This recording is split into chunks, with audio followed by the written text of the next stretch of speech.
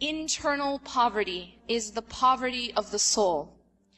It describes the unmoved soul, the soul that has been created but has still failed to realize why.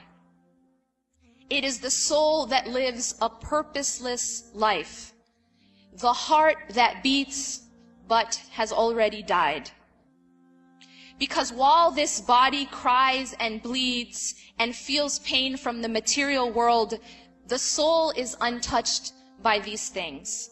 There is only one thing that can cut or stab or impoverish the soul.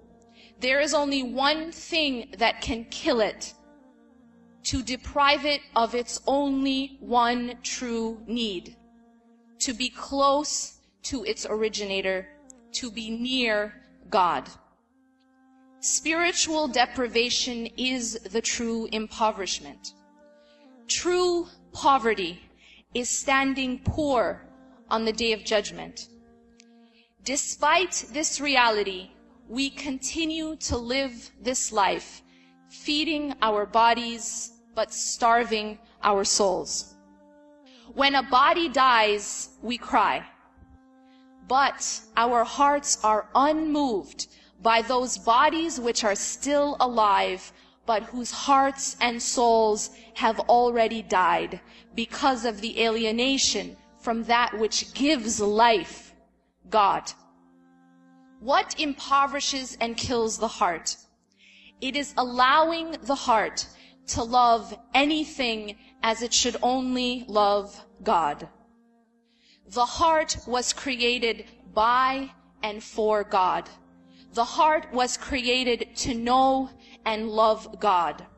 The heart was created to be given to God, to be filled with God. The heart that is given to or filled by any other thing suffers the most painful impoverishment and death. The heart that is owned by this life is a prisoner of the worst kind. The heart that is owned by any other master than the master of masters is the weakest of all slaves. That is true oppression, true death, true poverty. As human beings, we enslave ourselves to different things. Some of us in here are enslaved to money. Some of us have enslaved our hearts to other people. We love them as we should only love Allah. Some of us are enslaved to status or to our careers.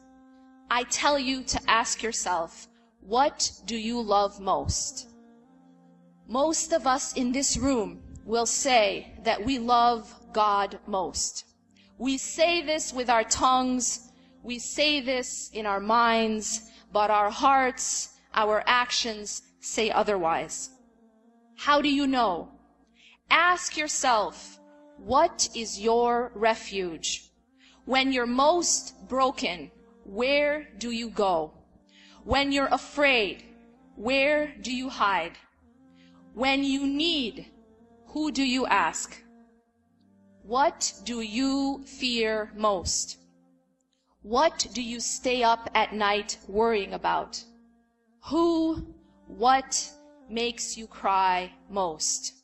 What do you think about most? What occupies your mind in salah? Is it really God? Is it really Allah on our mind most? Is it really your fear of standing before Him that makes you cry in your bed? No, probably not. It's the person who left you, the money you lost, the career you couldn't have, the raise you didn't get. What are you afraid of most?